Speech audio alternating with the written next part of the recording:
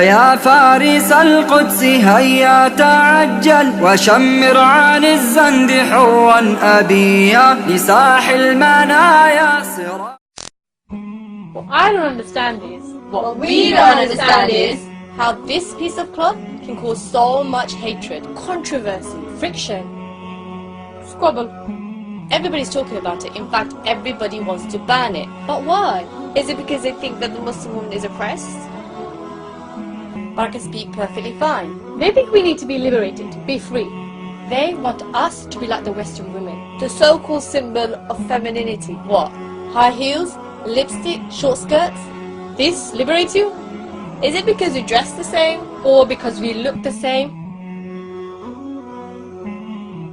The Muslim woman means so much more than just her physical appearance. We don't want to be defined by the way we dress. I want you to judge me by my intellect, not by how short my skirt is. Is it because you think we're forced to wear it? I don't wear it because my husband forced me to. I'm not even married.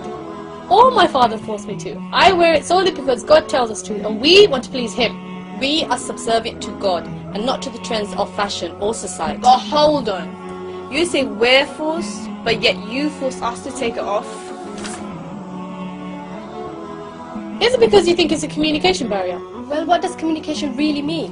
According to the Oxford Dictionary, it could either mean 1. The imparting or exchanging of information by speaking, writing or using some other medium. or 2. The means of sending or receiving information such as telephone lines or computers. So how exactly does the niqab prevent this? let's test it out. Testing, testing. We hear you loud and clear. It's clear to see when you're speaking to somebody, you don't have to see their face. Just like when you're speaking on the phone, you can't see them. So really, if you want to ban the niqab, they should start with the mobile phones first. Is it because of the way we interact with men? Or don't interact with men? God tells us to maintain a boundary with the opposite gender. This is to prevent any form of promiscuity from either sides. Men are ordered to lower the gaze and we are ordered to cover. Besides, I don't want to be just another rape statistic. Or is it because we challenge the norms of society? Because we decide to stay covered whilst everybody else wants to uncover. We live in a society where the biggest industry is pornography and still increasing. And the status of women is slowly decreasing. Western woman is seen as merely a sex object, exploited for a beautiful materialistic gain. like selling a car. Or even selling a chocolate bar. Okay.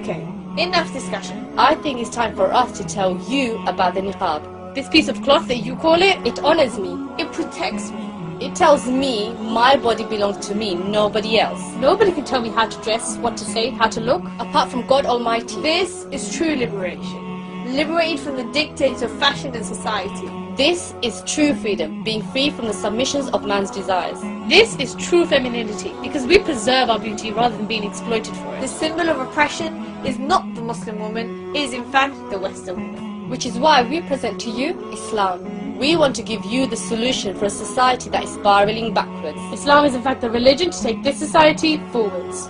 To finally restore the much needed honour, dignity and respect. Not to just women, but men too. In fact, all of mankind. And so to conclude, It's time for you and I to join the campaign. ضاق الفضا يا ناس وانحبست الأنفاس والشعور والإحساس مما جرى مقهور